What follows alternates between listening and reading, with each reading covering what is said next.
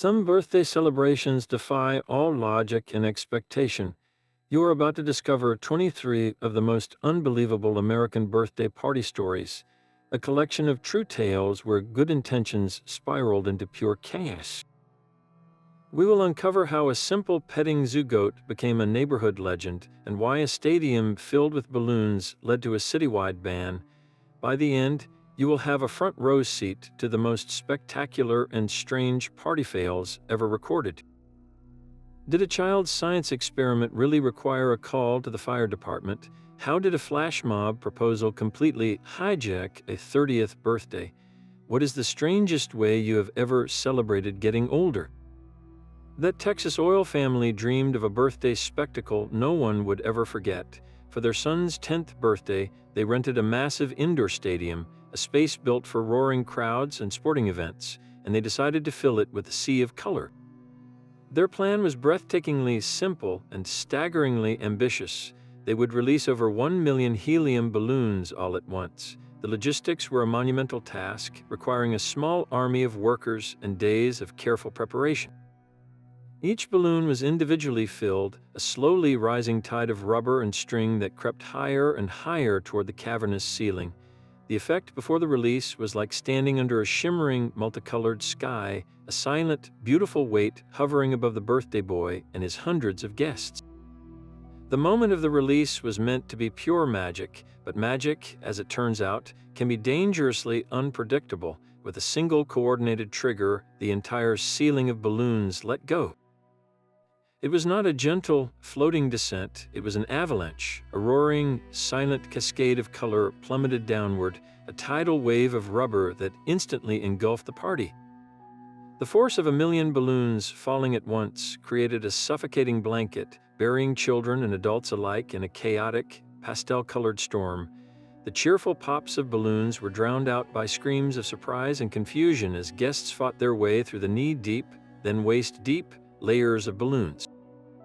The chaos did not end inside the stadium. When the main doors were finally forced open to let people escape, a river of balloons poured out into the city streets, clogging drains, disrupting traffic for miles, and creating a surreal landscape that baffled residents for days. The local news had a field day, and the city council, faced with the extensive cleanup and public safety concerns, swiftly passed a new ordinance. It became officially illegal to stage what they termed an excessive celebratory balloon release, a law born directly from one family's unforgettable and utterly chaotic 10th birthday party. That balloon-filled stadium was a spectacle of manufactured chaos, but sometimes the weirdest party disasters arrive with 4 legs and a complete lack of paperwork. In a pristine gated community in California, one family envisioned a sophisticated suburban safari for their daughter's 7th birthday. They hired a company promising gentle, exotic encounters with fluffy llamas and wide-eyed lemurs that would delight the children and impress the parents. The stage was set for a perfectly curated adventure. Then the delivery truck arrived. Instead of the expected menagerie, the handlers unloaded a single, very confused, and surprisingly docile young bear. The miscommunication was instant and absolute. The party planners had requested a Bear Essentials package, a simple petting zoo, while the animal rental company, new and terribly disorganized, had somehow interpreted the order literally. Panic did not set in immediately. The bear, likely just as bewildered as the guests, simply sat on the immaculate lawn, sniffing the air. One brave parent, thinking it was a very convincing, costumed performer, cautiously approached until the creature let out a low grunt and shuffled towards the picnic table. That was the moment the screaming started. Children were scooped up, plates of tiny sandwiches were abandoned, and a dozen smartphones filmed the intruder as it curiously nosed a half-eaten piece of birthday cake. The neighborhood security was the first to respond, followed swiftly by a deeply perplexed animal control unit. The ensuing standoff was more absurd than dangerous, with the young bear eventually being lured into a cage with a trail of frosting, completely unharmed but utterly infamous. For years afterward, the story was retold at every block party and community meeting, a legendary tale of suburban life turned briefly and very strangely wild. That suburban bear encounter was a case of mistaken identity, but our next story involves a theft that was entirely intentional, though perhaps not entirely thought through. In a quiet New Jersey town, a group of teenagers wanted to give their friend a 16th birthday he would never forget. Their grand idea was not a fancy car or a big party, but something far more whimsical. They decided to borrow an ice cream truck. This was not a rental. Late one Friday night, they located a truck parked behind the owner's house, and using skills they definitely did not learn in driver's ed, they managed to get it started.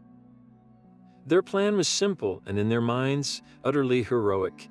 They would spend the entire birthday driving around their own neighborhood, the jingle blaring, giving out every ice cream bar, popsicle, and cone for free. For several glorious hours, it worked perfectly. Children emerged from their homes in pajamas, drawn by the familiar music, only to be handed frozen treats without a single coin changing hands. The teenagers felt like rock stars, local heroes, spreading joy on a warm summer night. The problem was, the real owner of the truck woke up, discovered his livelihood was missing, and made a very confused phone call to the police. The ensuing traffic stop was less a high-speed chase and more a scene of profound bewilderment. An officer pulled over the loudly jingling truck, expecting a routine check, only to find it packed with cheering teenagers and a rapidly diminishing stock of ice cream. The initial assumption was that this was some sort of bizarre, mobile birthday party until the driver nervously admitted the truck was not, technically, theirs. The police were reportedly more baffled than furious. The teenagers were not arrested, but they were all charged and sentenced to a fitting form of community service. Their punishment was to spend the entire next summer working for the very ice cream man they had borrowed from, washing his truck, stocking his freezers, and learning the true value of $1, one popsicle at a time. The story became a local legend, a cautionary tale about good intentions and very bad decisions that still makes the rounds whenever that familiar jingle echoes down a street. The ice cream truck heist was driven by teenage mischief, but some birthday parties venture into the supernatural. In the historic heart of Savannah, Georgia, a family decided their daughter's 13th birthday needed an unforgettable setting. They rented a sprawling antebellum mansion, a beautiful property with tall white columns and a deep, wraparound porch. It was also, according to every local legend and tour guide, profoundly and actively haunted.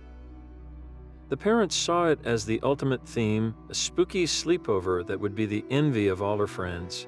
They leaned into the atmosphere completely, decorating the grand hall with fake cobwebs and placing antique-looking candelabras everywhere.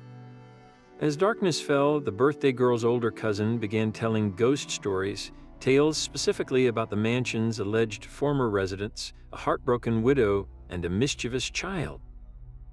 The party was a mix of nervous giggles and genuine shivers, the kind of fun fear you only feel when you know you are perfectly safe. Then the lights flickered. It was not a simple power dip.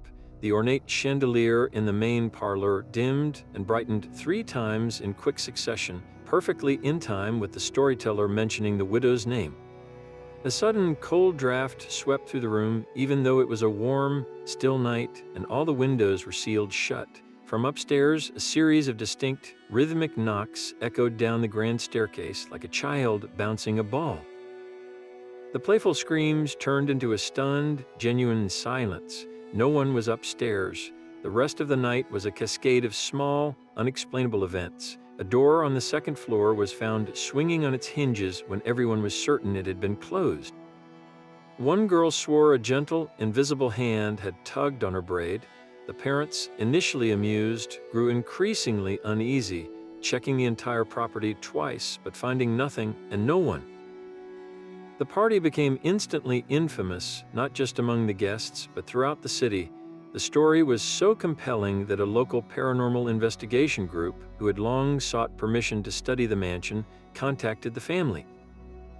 They interviewed every guest and reviewed phone videos that captured the flickering lights and the eerie knocking sounds. While they found no definitive proof, they officially logged the birthday party as a significant event of potential paranormal activity, turning a teenage sleepover into a permanent part of Savannah's ghostly lore. The birthday girl got her wish for an unforgettable party, though the memory came with a permanent, spectral guest. The competitive spirit can sometimes transform a child's birthday into something far more intense. In a sprawling Colorado backyard, one father decided his son's 8th birthday needed the grandeur of the Olympic Games. This was no simple party with a piñata and musical chairs. He drafted detailed blueprints for a full-scale mini-Olympics, complete with opening ceremonies and a podium for medal presentations. The events were both ambitious and slightly dangerous. There was a 50-meter dash marked with precision tape, a javelin throw using weighted pool noodles that could still pack a surprising sting, and a complex obstacle course featuring climbing walls, rope swings, and a mud pit. The father, a former college athlete, acted as both organizer and head coach, his voice booming across the lawn as he critiqued form and shouted encouragement that felt a lot like commands. The pressure on the young guests was immediate and overwhelming. Children who had expected fun and games found themselves in a high-stakes competition, their performances scrutinized by a crowd of watching parents. The first tears started during the obstacle course when one girl fell from the rope swing into the mud. Then, during the 50-meter dash, a boy tripped over the finish line, scraping his knees badly on the grass. The final straw was the pool noodle javelin. In his zeal to win, one child threw with all his might, the noodles spiraling wildly and striking another guest squarely in the face, resulting in a bloody nose and hysterical crying. The party devolved from a structured competition into a scene of pure distress, with multiple children injured, upset, or simply refusing to participate further. What was meant to be a celebration became a cautionary tale whispered among local parents for years. It was a stark lesson in how adult ambition can overshadow a child's simple joy, turning a birthday into a battlefield where the only true losers were the kids themselves. That Colorado Backyard Olympics was a lesson in parental pressure, but in Los Angeles, the competition is for status, not medals. One family, living just on the outskirts of Hollywood, wanted their daughter's 10th birthday to shimmer with genuine star power. They saved for months to hire a talent agency, specifying they wanted a surprise guest, a famous teen movie star, to make a grand entrance. The day of the party was pure anticipation, with children whispering about who might walk through the door. A hush fell over the room as the agency's promised star finally arrived, but the man who entered was not the heartthrob from the posters on the birthday girl's wall. He was a decade older, several inches shorter, and his hairstyle was a relic from a bygone era. This was a D-list celebrity impersonator, a man who made his living at cheap conventions and low-budget bar mitzvahs, bearing only the faintest, most charitable resemblance to the actual A-list actor. The children were not impressed, they were confused. One boy bluntly asked why the star looked so tired. The impersonator, to his credit, was a consummate professional, launching into the celebrity's signature catchphrases and attempting a dance move from a recent music video. The performance only deepened the awkward silence, the gap between his earnest effort and the reality of the situation growing wider with every passing second. The parents watched in horror, their expensive surprise curdling into a public embarrassment. Their fury was immediate and white-hot. They had paid for authenticity and received a pale imitation. The real disaster, however, was just beginning. One of the other parents, unable to resist, filmed a short, shaky clip of the impersonator's sad performance and posted it online with a simple, devastating caption. "Happy birthday from a discount movie star." The clip went viral overnight. It was transformed into a meme, with the impersonator's face photoshopped into famous movie scenes and his awkward dance turned into a reaction gif. The birthday party was no longer a private failure, it was a public joke, dissected and mocked by thousands of strangers online. The family's attempt to buy a piece of Hollywood magic had instead bought them a permanent place in internet infamy, a cautionary tale about the perils of faking fame in the city that invented it. The pressure to create a viral party can push fads into truly dangerous territory. During the 1990s, a bizarre craze swept through middle schools and high schools across the Midwest, a challenge that seemed to test bravery but really tested common sense. At one boy's 13th birthday party in a suburban Ohio basement, this trend took a horrifying turn. The boy's older brother, trying to be the coolest guy in the room, announced they would hold a goldfish swallowing contest. He produced a small plastic bag filled with a dozen feeder goldfish, the kind sold for pennies at pet stores, swimming in murky water. The rules were simple and brutal. Each contestant would swallow a live fish whole, and the person who could manage the most would be declared the winner. A mix of peer pressure and morbid curiosity drove the event forward. One by one, teenagers stepped up, tilting their heads back and dropping the wriggling, cold creatures down their throats, chasing them with gulps of soda to force them down.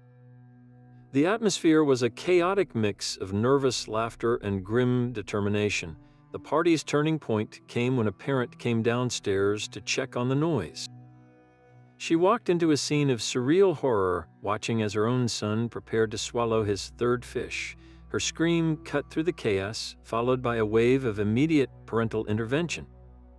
Panic set in as the reality of what they had done sank in.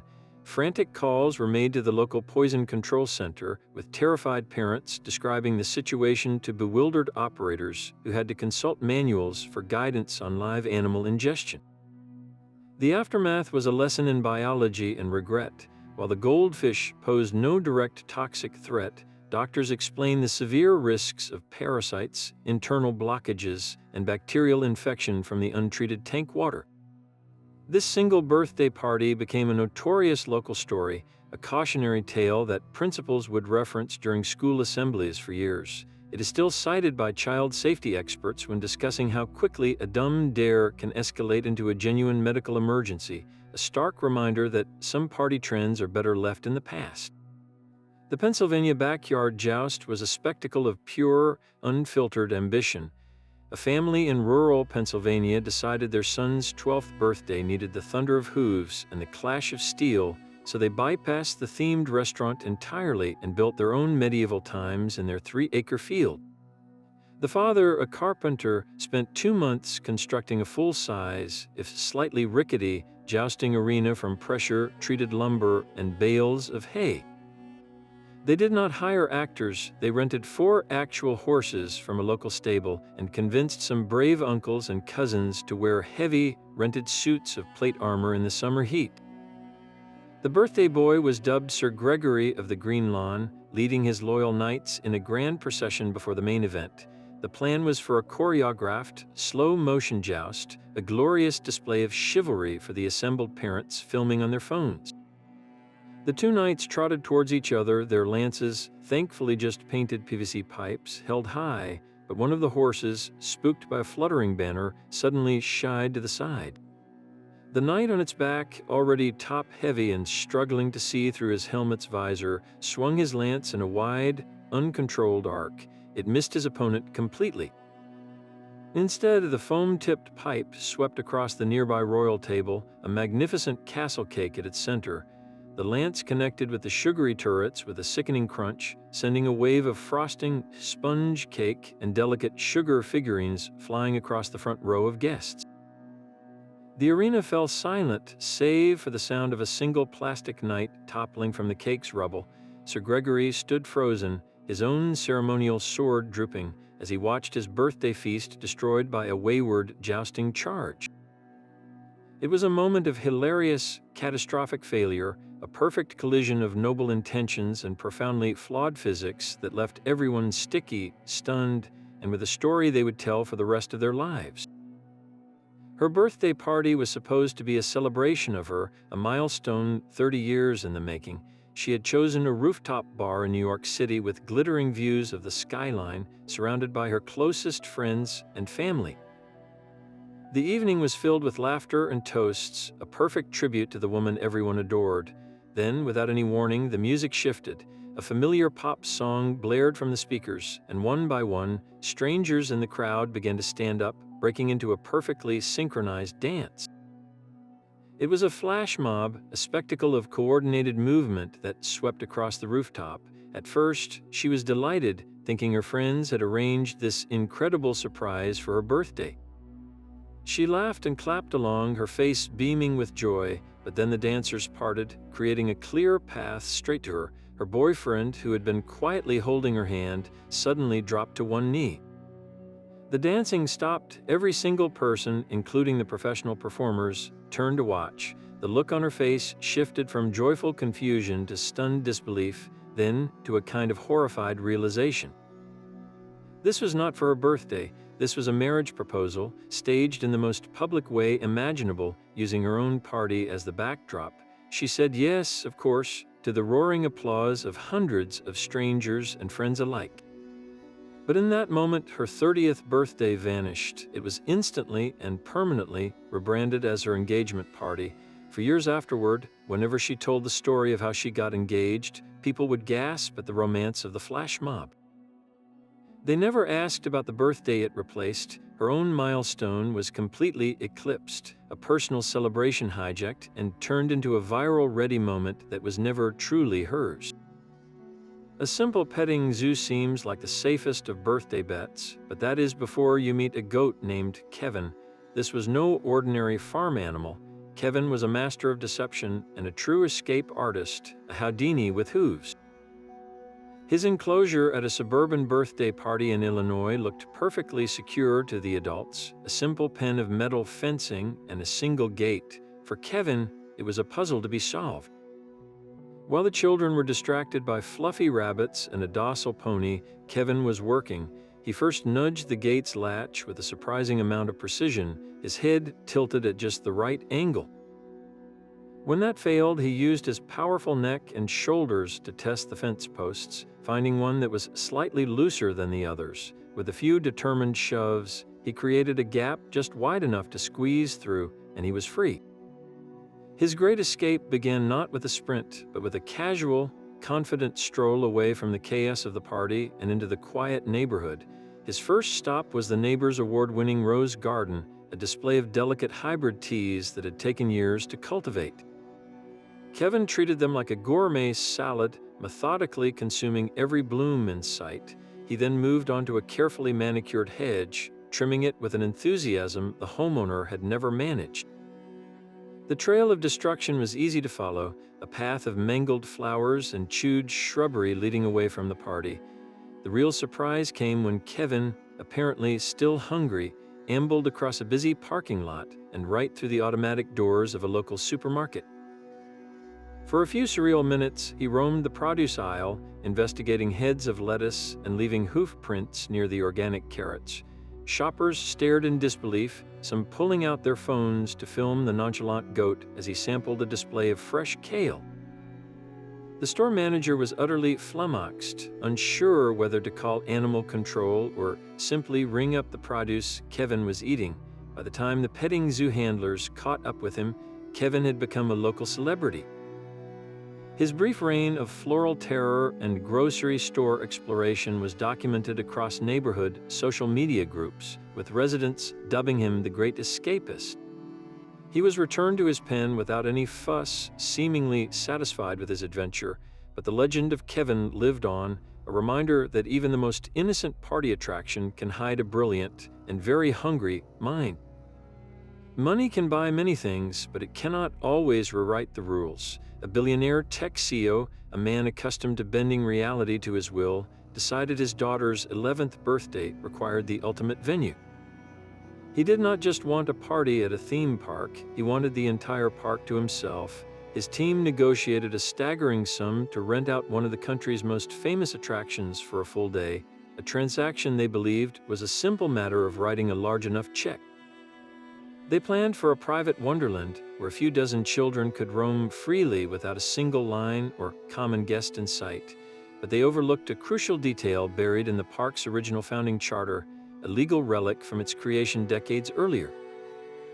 This document contained a clause, a promise to the city that the park must remain open to the public for a minimum number of hours every single day of the year, no exceptions. The loophole was absolute. No amount of money could close the deal or the gates. The CEO, furious but undeterred, decided to proceed anyway. The result was a social experiment in surreal inequality. His daughter's birthday party unfolded as a bizarre island of privilege adrift in a sea of thousands of regular park-goers. The few dozen children, wearing matching custom t-shirts, had the literal run of the place. A dedicated team of park staff escorted them to the front of every line, ushering them onto rides, while hundreds of families watched, sweating in the sun after waiting for over an hour. The children were followed by personal photographers and a concierge carrying cold drinks and snacks, a moving oasis of exclusivity. The normal guests were not just confused, they were captivated and then incensed. They watched as the birthday girl and her friends rode the park's biggest roller coaster 6 times in a row without ever leaving their seats, the ride operators pausing the line each time just for them.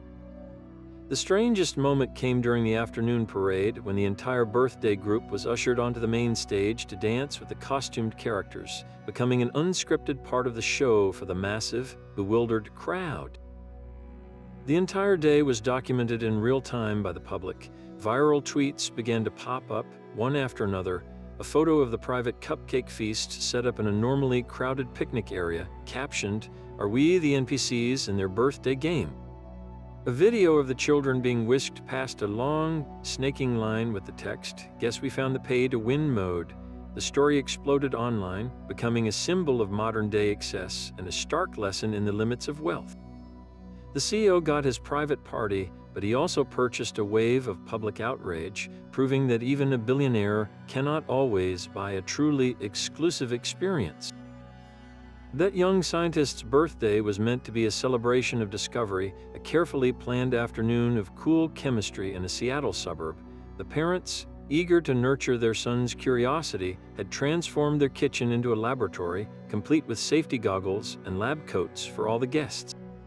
The grand finale was to be a classic vinegar and baking soda volcano, a demonstration they had practiced several times, but for this particular eruption, the budding scientist decided to innovate.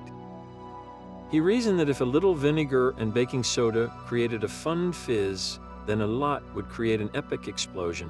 While the adults were distracted with party platters, he quietly emptied an entire new box of baking soda into the volcano's crater and, with a triumphant grin, poured in a full gallon of vinegar all at once. The reaction was instantaneous and catastrophic. A geyser of frothing, sticky, brown faux lava shot straight up with incredible force, slamming into the ceiling with a wet, echoing thud. The foam then cascaded down in a great wave, coating every surface in the kitchen, the cabinets, the countertops, the freshly baked cake, and every single wide-eyed child in a dripping, acidic-smelling mess. The parents rushed into a scene of pure, stunned silence, followed by the first wails of sticky, uncomfortable children. The mess was so overwhelming and the smell of vinegar so potent that a panicked neighbor, hearing the initial commotion and seeing the strange brown substance dripping from the kitchen light fixture, made a quick call for help. The arrival of the fire department was a moment of profound bemusement. A full truck, lights flashing, pulled up to the curb, and several firefighters in full gear rushed towards the house, only to find a kitchen that looked like the losing end of a soda factory war. There was no fire, only a very embarrassed family and a group of children who were now part of the experiment. The firefighters, to their credit, managed to keep straight faces as they helped hose down the sticky kids in the backyard and assured the parents that while the eruption was impressive, it was not, technically, an emergency. That birthday party became a legendary story in their neighborhood, a hilarious reminder that when it comes to science experiments, sometimes the most important variable is adult supervision. Some parties are planned as adventures, while others stumble into them by pure accident. Deep in a Pacific Northwest forest, a group of parents organized what they believed would be a perfectly controlled wilderness experience for a boy's 10th birthday. They hired a professional nature guide to lead the children on a scenic hike, a well-marked trail that promised gentle slopes and a beautiful waterfall viewpoint. For the first hour, everything went exactly as planned. The kids were laughing, pointing out different types of moss, and following the guide's every word. Then they reached a fork in the trail. The guide, confident in his memory of the map, chose the left path, it was the wrong choice. The familiar trail markers vanished, and the dense evergreens began to look the same in every direction. The cheerful chatters slowly died down, replaced by a nervous quiet as the group walked in circles for what felt like an eternity. The guide's confident demeanor began to crack, his reassurances sounding hollow as the afternoon light started to fade. Back at the designated picnic area, the parents waiting with cake and presents grew increasingly anxious. The hike was only supposed to last 90 minutes. After 2 hours, they started calling the guide's phone, getting only static and a failed connection. After 3 hours, full-blown panic had set in. One father had the presence of mind to call the park ranger station, his voice tight with fear as he reported a dozen children and one adult lost in the vast wilderness. The response was swift and serious. A team of rangers was dispatched, their all-terrain vehicles roaring down the fire roads as they used radio triangulation and their intimate knowledge of the forest to narrow the search. They finally found the group huddled together under a giant cedar tree, the children tired, hungry, and a few of them crying, but all unharmed. The rescue was a blur of relieved hugs, warm blankets, and stern debriefings. The birthday party, however, was not over. Once the shock wore off and everyone was safely home, the parents asked the birthday boy if he had been scared. He thought about it for a moment, then broke into a huge grin. He declared it the best adventure ever. To him, it was not a story of being lost, but a real-life survival mission, a true test of courage in the wild that no ordinary party could ever hope to match.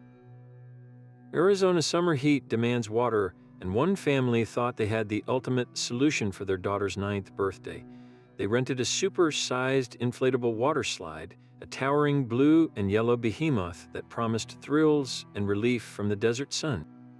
For hours, it was a glorious success, with kids shrieking with delight as they climbed the ladder and shot down the slick, wet surface into the pool below. The chaos began without a sound. A slow, mournful hiss started near the base, a quiet leak that went completely unnoticed. The first sign of trouble was a slight sag in the slide's towering peak. Then the entire structure seemed to take a deep, weary breath. The hiss became a roar as the air rushed out all at once. It was not a violent explosion, but a slow-motion collapse, a great vinyl whale sighing and sinking to the earth. The children on the ladder suddenly found themselves sliding backwards into a soft, billowing wall. Those at the top were gently enveloped as the slide folded in on itself, while the ones at the bottom were buried under a collapsing mountain of wet, rubbery fabric. The air was filled with a tangled pile of shrieking, laughing limbs and the sound of sloshing water. It was a chaotic, writhing mound of kids trapped in a giant, deflated sandwich. The moment was perfectly and embarrassingly captured by a neighbor who happened to be filming the party. A single frame from that video, showing a dozen pairs of legs kicking frantically from beneath the crumpled blue vinyl, became an instant classic. It was so perfectly absurd that the local news station ran it that evening, a humorous public service announcement about the inherent risks of bouncy castle culture. The photo turned the family's party fail into a community legend, a reminder that even the most joyful summer structures are, at their core, just glorified balloons waiting for a single, catastrophic leak. Humor can be a dangerous weapon in the wrong hands, especially when aimed at a child. A well-meaning father in Chicago decided his son's 10th birthday was the perfect occasion to showcase his own comedic genius, organizing a full-scale celebrity-style roast. He set up a microphone in the living room, handed out cue cards to the other adults, and instructed them to lovingly tease the birthday boy. The problem was, the jokes were not about silly childhood moments or a love of video games. They targeted his nervous habits, his struggles in math class, and his recent, very embarrassing, first crush. Each punchline, delivered with a booming laugh from the father, landed with the subtlety of a sledgehammer. The other adults shifted uncomfortably in their seats, their forced smiles failing to mask the growing tension in the room. The birthday boy's face told the whole story, his smile crumbling into a pained, tight-lipped line as he slumped lower in his chair, wishing he could disappear into the floor. The party, intended as a fun and edgy tribute, became a masterclass in public humiliation, a slow-motion car crash of emotional tone deafness. The aftermath was far from funny. The child was reportedly so upset he refused to speak to his father for a week, and the incident created such a rift in the family that they began attending therapy sessions to repair the damage. That ill-conceived roast became a permanent family story, not as a joke, but as a cautionary tale about the thin line between playful teasing and emotional scars, a stark reminder that a child's birthday is never the right venue for an adult's stand-up routine.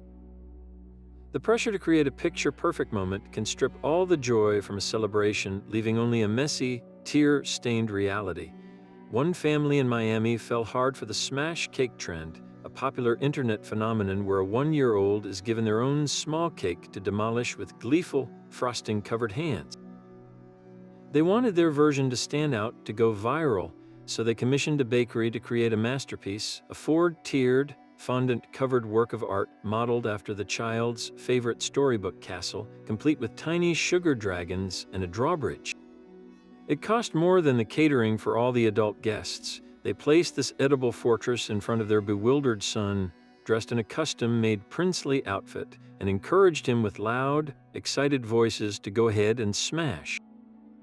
The cameras were ready, every phone held high to capture the moment of chaotic, adorable destruction, but the toddler did not see an invitation to play.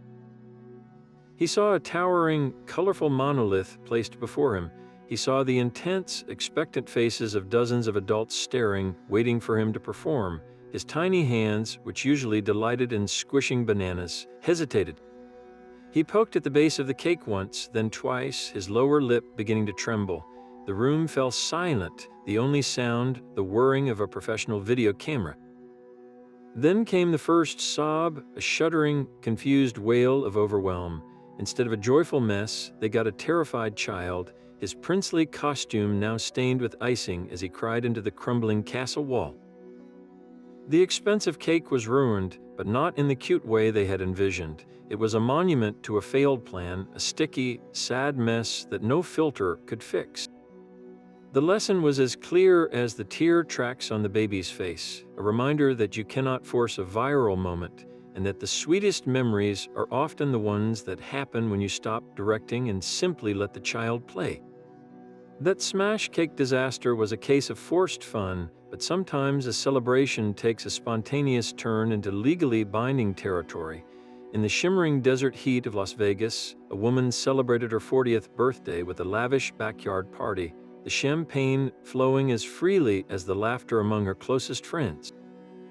The mood was euphoric, a heady mix of middle-aged liberation and sparkling alcohol. Somewhere between the fifth toast and the cutting of the cake, she turned to her boyfriend of a grand total of 3 weeks, looked him deep in the eyes, and declared they should get married. Right then, in her excitement, it seemed like the most logical and romantic idea in the world. The party, already in full swing, instantly pivoted from a birthday to a wedding planning committee. A quick search on a phone app found a nearby man ordained by the Universal Life Church who was available for an immediate ceremony for a modest fee, of course. With no rings on hand, the problem was solved with a stroke of pragmatic genius, using 2 sturdy silver twist ties from a nearby box of party bags, twisted into crude, symbolic circles. The ceremony was performed under a string of patio lights, the efficient reading from his phone screen while guests cheered and filmed the entire proceeding on theirs. The birthday girl, now a bride, exchanged vows she would struggle to recall the next morning, sealing the union with a champagne-soaked kiss. The marriage lasted exactly 1 week. The harsh light of day brought a throbbing headache and a profound sense of regret. The twist tie rings were discarded, and the newlyweds, now realizing they were practically strangers, mutually agreed to file for an annulment. That 40th birthday party became a permanent legend in her friend group, a story of impulsive passion and swift legal reversal, proving that what happens in Vegas does not always have to stay in Vegas, especially if you have a good lawyer on speed dial. The chaos of a Vegas wedding was fueled by spontaneity, But one Oregon birthday party took meticulous planning to a whole new level of absurdity. The invitation for a 5-year-old's party was crystal clear. Every single guest, from the toddlers to the grandparents, was required to wear a full-body, hyper-realistic animal costume. This was not a suggestion. It was a strict dress code. The backyard transformed into a scene from a surreal nature documentary. A towering Tyrannosaurus Rex carefully balanced a paper plate of cupcakes. A grizzly bear and a great white shark discussed preschool soccer leagues by the punch bowl. The children, indistinguishable in their elaborate get-ups, became a swirling mass of fur, scales, and feathers. This created an immediate and hilarious crisis for the parents. How do you find your child when every child is a different species? A father dressed as a giraffe kept bending down to peer into the face holes of various smaller creatures, desperately searching for his little penguin.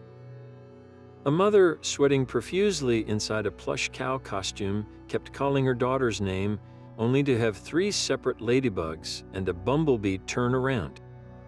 The line for the bathroom was a parade of disoriented fauna trying to maneuver through the door. The real trouble began when a new neighbor, unaware of the themed party, glanced into the backyard. He did not see a child's birthday celebration. He saw a chaotic congregation of what appeared to be large, realistic wild animals, some of them over 7 feet tall. Concerned that a zoo had somehow malfunctioned, he made a quick, logical call to the police. The arrival of 2 squad cars sent a ripple of confusion through the menagerie. The officers stepped out, their professional demeanors instantly dissolving into pure bewilderment. They were met by a polite triceratops who explained the situation while a gorilla offered them a hot dog. After a few minutes of stunned conversation and verifying there was no actual wildlife threat, the police left, shaking their heads and undoubtedly sharing the story at the precinct for years to come. The party continued long into the afternoon, a legendary gathering where the biggest challenge was not the games or the cake, but simply figuring out who or what you were talking to. A family in coastal Maine wanted to mark their daughter's 9th birthday with a permanent memory. They decided to bury a time capsule in their sprawling backyard, a treasure chest of that year's life, filled with friendship bracelets, a popular teen magazine, and handwritten letters to their future selves. The birthday party itself was a charming ceremony, with each guest adding a small trinket to the sealed plastic container before it was lowered into the earth. They chose a spot beneath a young oak tree, a place they were sure would remain undisturbed for decades, a perfect sentinel for their memories. The hole was deep, the soil was patted down, and a small, hand-painted stone marked the sacred site. The very next morning, a city work crew arrived without warning, their massive excavator rumbling up the quiet suburban street. They had a work order to repair a major water main that ran directly beneath the property, and their maps indicated a critical access point was located right under that young oak tree. The family watched in horror from their kitchen window as the giant mechanical claw dug into the earth, effortlessly uprooting the sapling and scooping out their carefully buried capsule in a single, gritty mouthful of soil. The container, bright orange and impossible to miss, tumbled out of the dirt pile and landed at the foreman's feet. He opened it, baffled by the collection of childish treasures mixed with the mud. The family was fined a significant amount for unauthorized excavation over city utility line, a penalty that cost more than the entire birthday party itself. They got their time capsule back, but it was cracked and filled with muddy water, the letters inside blurred into illegible ghosts of their former messages. Their permanent memory lasted less than 24 hours, a very expensive lesson in the importance of calling before you dig. That suburban zoo of costumed confusion ended with a police visit, but sometimes the noise itself is the main offender. In a tightly packed Chicago apartment building, a teenager received the ultimate gift for his 16th birthday, a state-of-the-art karaoke machine. This was not a simple toy, it was a professional-grade sound system with 2 wireless microphones and a subwoofer that could rattle picture frames. The party started innocently enough, a few friends singing pop songs at a reasonable volume. But as the night wore on and the confidence grew, The music escalated into a full-blown arena rock concert. The building's thin walls transmitted every off-key power ballad and shouted rap verse with perfect clarity. The initial polite knocking from the neighbor downstairs was met with cheerful apologies and a promise to keep it down, a promise that lasted for all of 10 minutes. The second complaint from the elderly woman next door was far more forceful, involving a broom handle being slammed against the shared wall. This only spurred the teenagers on, turning their singing into a defiant act of rebellion. By midnight, the entire building was involved. One tenant called the building manager, who was away for the weekend. Another, a night shift worker trying to sleep, made the first call to the police. The officers who arrived were stern but understanding, issuing a formal noise violation and shutting down the party for the night. The teenagers thought that was the end of it. It was only the beginning. The next night, fueled by leftover birthday cake and a sense of injustice, they fired the machine back up. This time it was a targeted sonic assault, a marathon of show tunes and heavy metal that ignored the previous warning completely. The police were called again, and then a third time, by an entirely different set of sleep-deprived neighbors. The fourth and final police visit happened just after 2 in the morning, with 2 very tired officers threatening to confiscate the machine as a public nuisance. The conflict had reached a boiling point, and the building's manager had to intervene to prevent a full-scale tenant war. He organized an emergency meeting in the lobby, forcing the birthday boy, his parents, and representatives from every single apartment to sit down and talk. The resulting negotiation was tense but thorough. They did not just set a vague curfew, they drafted a formal document. This noise mitigation agreement, quickly nicknamed the Birthday Accord by everyone involved, laid out specific, legally binding rules for the entire building. It banned amplified music after 10 p.m. on weekdays and 11 on weekends, defined acceptable decibel levels for televisions, and even stipulated that karaoke machines required 24 hours written notice to all adjacent units. Every tenant had to sign it. The karaoke machine was allowed to stay, but its legendary first performance had literally changed the rules of communal living, creating a peace treaty born from one very long, very loud birthday night. A magician's grand finale should always end with a reappearance, but one Florida birthday party learned that lesson the hard way. The performer, a local favorite known as Marco the Magnificent, had built his entire act around a single, stunning illusion. For the grand conclusion, his assistant would step into a beautifully painted cabinet, he would say the magic words, and she would vanish in a puff of scented smoke. The children at the party were mesmerized, their eyes wide as the cabinet doors were opened to reveal an empty interior. The applause was thunderous. The problem began when it was time for the assistant to return. Marco gestured dramatically, uttered another incantation, and waited for her to pop out from a hidden panel. Nothing happened. He tried again, his smile growing strained. Still nothing. A nervous murmur ran through the crowd of children and parents. After a third, increasingly frantic attempt yielded no results, Marco abandoned his stage persona entirely and began a frantic search of the living room. He checked behind curtains and under tables, his panic becoming contagious. The birthday boy's mother, now deeply concerned, mobilized a full-scale search party. Parents and older siblings fanned out across the house, checking every bedroom and bathroom, while others scoured the backyard, calling the assistant's name into the quiet suburban afternoon. The party's joyful atmosphere had evaporated, replaced by a tense, worried hunt for a missing woman. The mystery was solved by a 6-year-old guest who needed to use the upstairs bathroom.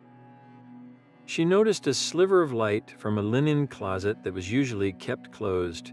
Pushing the door open, she found the magician's assistant curled up on a soft pile of towels, fast asleep.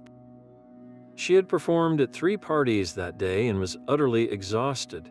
The moment she stepped into the secret compartment of the cabinet, the darkness and quiet proved too tempting. She had simply locked the panel from the inside, found the closest, coziest hiding spot, and drifted off to a peaceful nap, completely unaware of the chaos she had left in her wake. Marco was equal parts relieved and furious, while the parents could only laugh at the absurdity of it all. The magician's greatest trick had not been making his assistant disappear, but revealing just how quickly a children's party can descend into pure, unscripted chaos. A simple cardboard donkey hung from a tree branch, promising the usual shower of candy and sweets, but this was no ordinary piñata. The birthday boy's parents, proud of their unconventional and eco-friendly approach, had decided to forego sugar in favor of a surprise they deemed far more creative. Inside the colorful shell, nestled among a few harmless whoopee cushions and sheets of temporary tattoos, were several hundred live ladybugs, purchased from a garden supply store. The first solid whack from a blindfolded child did not split the piñata open. It only dented the side, releasing a single, confused ladybug that landed on a little girl's shoulder. She shrieked with a mix of fear and fascination, but the adults, chuckling, urged the game to continue. The second swing was a direct hit. The piñata burst with a loud crack, and for a split second, there was a stunned silence. Instead of a rain of chocolate and lollipops, a swirling, living cloud of red and black erupted into the air. The ladybugs, startled and seeking escape, flew in every direction, landing on hair, faces, and the outstretched hands of bewildered children. The initial confusion broke into absolute bedlam. Half the children were enchanted, holding out their arms as gentle landing strips, their laughter ringing out as the tiny beetles tickled their skin. The other half were utterly horrified, screaming and swatting at their clothes as if under attack by monstrous insects. A whoopee cushion was accidentally squeezed in the panic, adding a flatulent soundtrack to the insect invasion. The temporary tattoos, fluttering to the ground, were immediately trampled into the grass. Parents scrambled, trying to calm the terrified children while also brushing ladybugs out of their own hair. The party's theme dissolved into a scene of beautiful, bizarre chaos, a perfect storm of good intentions and terribly misguided judgment. It took over an hour to restore a semblance of order, with most of the ladybugs eventually finding refuge in the nearby rose bushes. For weeks afterward, parents would find the occasional red-spotted stowaway in a lunchbox or on a car seat, a tiny, six-legged reminder of the birthday party where the piñata fought back with nature itself. The final story takes us to a wide-open field in Nebraska, where nostalgia set the stage for a spectacular failure. A father's vision for his son's 13th birthday was a perfect recreation of a 1950s drive-in movie experience. He rented a massive, professional-grade film projector, set up a huge, white screen at the edge of their property, and even borrowed vintage car radios so every family could tune their dial to hear the audio from the classic monster movie he had chosen. As the sun set, a line of cars pulled into the freshly mown field, their headlights cutting through the twilight. The atmosphere was pure magic, a step back in time that had the children utterly captivated before the show even began. The problem started the moment the father flipped the main power switch. The projector whirred to life, a brilliant beam of light shot across the field, and then, with a sad pop and a faint smell of burning electronics, the screen went dark. The machine had died after just 3 glorious seconds. What followed was not a quick fix, but an epic, 2-hour-long saga of desperate troubleshooting. The father, then a team of helpful uncles, and finally a very patient neighbor who claimed to know something about electronics, all took turns. They huddled around the silent machine with flashlights and toolkits, arguing over wiring diagrams and fuses while the entire party sat stranded in their cars. The initial excitement faded into a restless, confused waiting. Children grew bored, parents grew frustrated, and the birthday boy sank lower in his seat with every failed attempt to restart the projector. It was the birthday boy's grandfather who finally saved the night. Tired of the silence and the growing disappointment, he grabbed one of the speaker units and suggested they tell stories instead. He began with a local ghost story, his voice crackling with age and static, weaving a tale of a phantom train that was said to still ride the tracks just beyond the next hill. Another parent joined in, then another. Soon, a makeshift radio theater was born, with different voices taking the speaker to share spooky local legends and funny family anecdotes. The shared experience, huddled together in the dark with only voices for entertainment, created a connection far deeper than any movie could have. the failed projector was forgotten.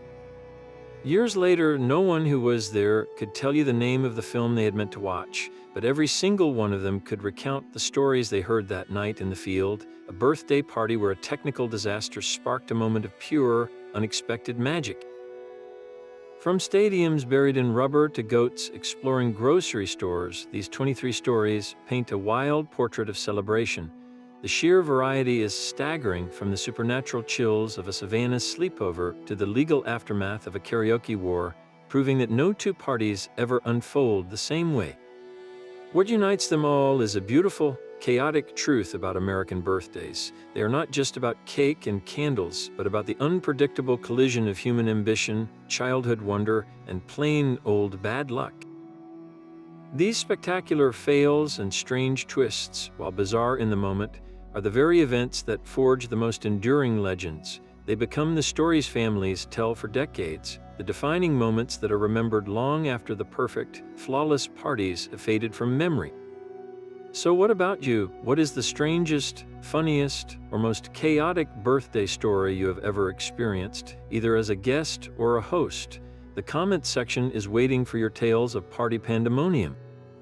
And if you enjoyed this journey into the wonderfully weird side of celebration, make sure to subscribe for more deep dives into the hidden oddities all around us.